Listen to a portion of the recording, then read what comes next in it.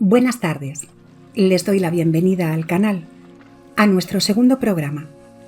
Espero que pasen un rato entretenido entre las tinieblas de la historia.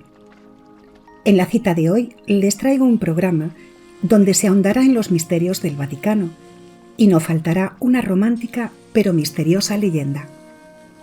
Así que espero que disfruten de una tarde de sofá, una luz tenue y relajante y un té de su gusto.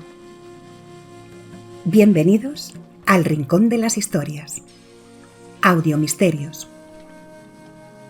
En el capítulo de hoy, la monja decapitada por el Vaticano, Emanuela Orlandi y la leyenda de la Catedral de Durango. La monja decapitada por el Vaticano, María Rosenthal. Historias misteriosas y secretos que se guardan bajo los muros del Vaticano. Siglo XVIII, en el monasterio de Hohenwart, Alemania, en el año 1742, Josephine Rosenthal, una monja, se quedó embarazada y según ella nunca había mantenido relaciones sexuales.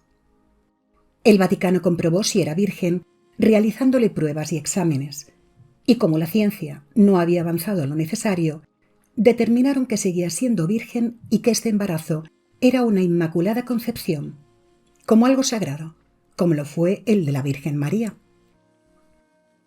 Así que la llevaron al Vaticano y con 8 meses de embarazo volvieron a realizarle exámenes para confirmar que no había estado con un hombre, y se la consideró una santa, al confirmarlo, santa e inmaculada.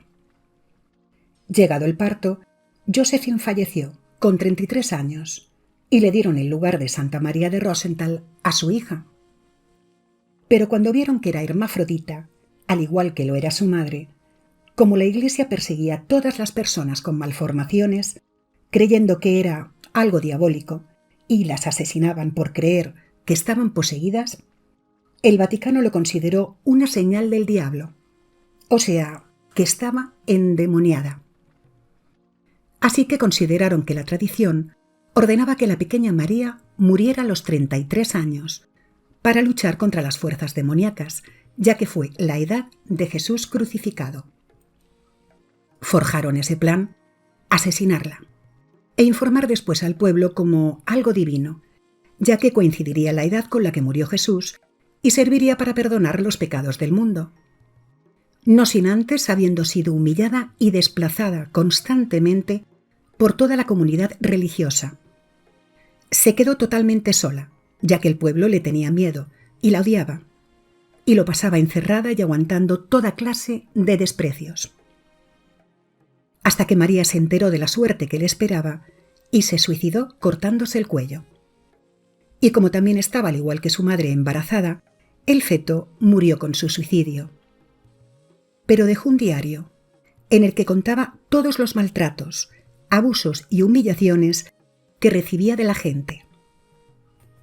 Las autoridades del Vaticano ordenaron a las monjas quitarle la cabeza y se guardó en una caja de oro, junto con una cruz, un frasco con su sangre, algunos escritos con su diario y un candado. Se cuenta que, tras su muerte, en el cuarto que había sido de ella y de su madre, se escuchaban toda la noche rezos en latín y que las religiosas veían pasar la sombra de una monja que atravesaba las paredes de un lado a otro. Poco después, los sacerdotes, conscientes de los malos tratos y abusos por los que la sometieron, y por medio que les cayera una maldición por venganza, ordenaron destruir el convento. Y ahora, la cabeza está oculta en el Vaticano. Emanuela Orlandi. Historia en el corazón del Vaticano. Emanuela Orlandi era una chica de 15 años, hija de un empleado del Vaticano. Eran tiempos de Juan Pablo II, 22 de junio de 1983. Tenía un rostro angelical y era amante de la música cuando fue secuestrada a la salida del instituto donde ensayaba. Su familia hizo todo lo posible por intentar descubrir dónde se encontraba. Su padre trabajaba en la secretaría particular del Santo Padre. Ercole Orlandi se llamaba, aunque hay versiones que dicen que era un agente secreto vaticano. En la tarde de ese día, un desconocido se acercó a Emanuela cuando iba hacia el conservatorio, justo cuando pasaba junto al Senado, al lado de la Plaza Navona, en el centro de Roma, y le ofreció un trabajo para repartir cosméticos en un desfile de modas de las hermanas Fontana. Al salir del conservatorio, el desconocido le dijo que debía ser prudente y llamar a su familia. Ella llamó por teléfono a su hermana Federica, que le dijo que tuviera cuidado, pues lo que le iban a pagar era demasiado dinero.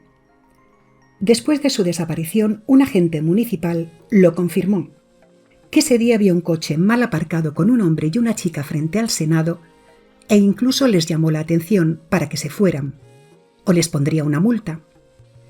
Después de ese día, Emanuela desapareció para siempre. El 5 de julio, 13 días después de su desaparición, un hombre con acento norteamericano, que luego pasaron a llamarlo el fantasma americano, dijo que tenía a la niña como rehén y que solo la dejaría libre si le entregaban a Ali Mehmet Akka, un terrorista turco que 2 años antes había intentado asesinar a Juan Pablo II el 13 de mayo de 1981. 2 días más tarde, repitió la llamada, pero en esta ocasión dando información íntima de Emanuela.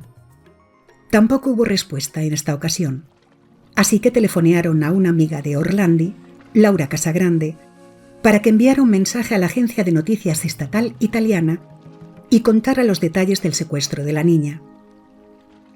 Nos hemos llevado a la ciudadana Emanuela Orlandi por pertenecer al Estado del Vaticano. Funcionarios, vaticanos e investigadores de la República Italiana tienden a desacreditar la naturaleza del pedido, o sea que liberasen a Ali Akka. El plazo termina el 20 de julio. Y a cambio prometían que entregarían a la joven con vida. 3 días antes de que venciera el plazo, el 17 de julio, llegó una grabación a la agencia ANSA. Y Mario Meneguzzi, el tío de la chica, reconoció la voz de Emanuela entre gemidos y lamentos. Poco después, le llegó a los padres un paquete de correos, que era la bolsa que llevaba Emanuela el día que desapareció, a la salida de la escuela de música. Empezaron a aparecer manuscritos en camiones móviles de la televisión italiana. También los enviaban desde Boston y en todos se pedía lo mismo, que liberasen al terrorista turco. En agosto, Juan Pablo II habló en público sobre Emanuela y en la oración del Ángelus pidió su liberación. Se vincula el caso con el escándalo del Banco Ambrosiano, ya que el banquero de Dios, Roberto Calvi, estaba en la mira de los mafiosos que cayeron en el fraude bancario, que fue asesinado el 18 de junio de 1982, colgado del puente Blackfriars en Londres. Igualmente se relacionó en el misterio el secuestro de otra chica, Mireia Gregory, 40 días antes del secuestro de Emanuela, que por lo visto respondió al interfono de su casa, dijo que era un amigo de la escuela, bajó a hablar con él y no regresó. En el año 2005, Sabrina Minardi, la ex amante de Enrico De Pedis, llamado Renantino, jefe del grupo mafioso Banda della Magliana, lo acusaría de haber secuestrado a la chica y que ella misma había participado, introduciéndola en el coche. De Pedis murió el 2 de febrero de 1990 y nunca fue acusado formalmente. En el año 2013, Marco Axetti, fotógrafo y asesino, confesó haber participado junto a De Pedis del secuestro y homicidio de Emanuela, al igual que de otros secuestros, y del crimen de José Garramón, el hijo de 12 años del embajador uruguayo en Italia. Cuando murió De Pedis en 1990, habiendo participado de numerosos escándalos y de los crímenes más sonados de Italia, Ugo Poletti, un cardenal emérito, autorizó en el año 2012 que sus restos fueran trasladados al Vaticano, a San Apolinar. Lógicamente, la familia de Emanuela se indignó, porque De Pedis era el mayor sospechoso de la desaparición de su hija y sin embargo se le estaba honrando con tal distinción. De modo que al final la Santa Sede ordenó el traslado del cuerpo y tiempo después fue cremado. Al capellán de la cárcel, Piero Vergari, donde estuvo alojado el capo mafioso y con el que pasaba largas horas charlando, se investigó su basílica, San Apolinar, en el año 2012, pero quedó limpio porque buscaron el osario donde habían estado los restos de Pedis, por si hubiera indicios del cuerpo de Manuela, y no se encontró nada. En aquellos tiempos, Rosario Prior, el juez del caso, dijo que el secuestro de la chica se hizo para intentar chantajear a Juan Pablo II, ya que un secuestro en el Vaticano influiría en la voluntad del Papa. El padre Gabriel Amor, que falleció en septiembre del 2016, un sacerdote nombrado por Karol Wojtyła como jefe de exorcistas de la Santa Sede, que realizó más de 70.000 exorcismos, informó que un policía del Vaticano y personal diplomático podían estar involucrados en la desaparición de la chica de 15 años y que todo fue un caso de explotación sexual, y que a Emanuela la asesinaron.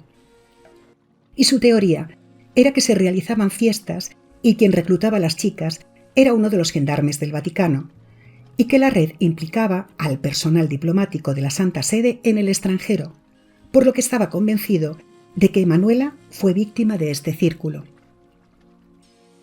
El 18 de marzo de 2013, la familia se reunió con el Papa Francisco y este, consolándolos, les dijo: «Emanuela está en el cielo», algo que los dejó atónitos, porque en ningún archivo consta que la niña esté viva o muerta, a lo que el hermano de Emanuela, Pietro Orlandi, respondió: «No tenemos ninguna constancia de que esté muerta». Hace 6 años, en el 2017, se encontraron unos documentos supuestamente de la Santa Sede, un dossier de 200 páginas, en el que se hablaba de un alejamiento domiciliario de Emanuela, pero en ninguna parte decía si la niña estaba viva o muerta.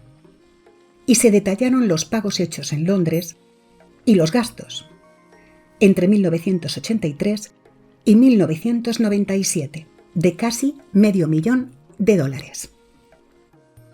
En el año 2016 se dio por finalizada la investigación de Emanuela, pero en noviembre del 2018 se encontraron restos humanos en una propiedad del Vaticano, Villa Georgina, lo que podría permitir avanzar en sus investigaciones sobre las 2 misteriosas desapariciones ocurridas en 1983, Emanuela Orlandi y Mireia Gregory. Pero se hizo la inspección y dieron resultados negativos. Mientras tanto, en las paredes de Roma sigue habiendo carteles, después de 40 años, con la imagen de Emanuela Orlandi. La leyenda de la Catedral de Durango. En los años 50, en la intervención francesa en México, Beatriz, que era una monja de gran belleza que vivía en un convento pequeño a las afueras del estado de Durango, se enamoró de un soldado francés del que su cuartel estaba cerca de allí. El soldado pasaba frente al convento a la misma hora todos los días junto con su tropa, y desde la ventana de su dormitorio, Beatriz siempre lo veía. Un día Fernando, que así se llamaba el soldado, llegó al convento herido, porque el ejército contrario lo había emboscado. Y Beatriz, al verlo tan desesperado, curó sus heridas y le dio asilo mientras se recuperaba. Beatriz y Fernando se enamoraron con el paso de los días, pero poco después el soldado se tuvo que ir porque era el fin de la consumación de la intervención francesa. Así que muy tristes se despidieron y él le prometió regresar. Pero el ejército mexicano encontró la tropa de soldados de la que también formaba parte Fernando y los fusiló a todos. Mientras tanto, Beatriz, que nunca perdió las esperanzas, no entendía qué había pasado con su amado, ya que habían pasado muchos meses desde que se fue. Y todos los días iba a la catedral del pueblo, subía al campanario y esperaba que Fernando regresara. Pero una mañana, cuando el sacerdote fue a abrir la puerta principal del templo, se dio cuenta de que había una mujer muerta tirada en el suelo, a 30 metros desde donde estaba el campanario, y ella era la hermosa Beatriz. Desde ese trágico día, algunas personas que pasan por los alrededores de la Catedral de Durango dicen que ven la silueta de una mujer en el campanario, especialmente durante las noches de luna llena. La leyenda ha sido transmitida por generaciones y, a pesar de que la historia varía en detalles, su esencia permanece y forma parte de la cultura de Durango.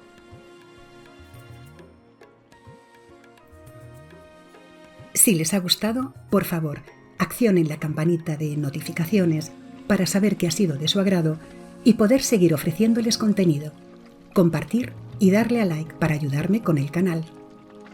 Hasta la semana que viene, con nuevos relatos de Audiomisterios.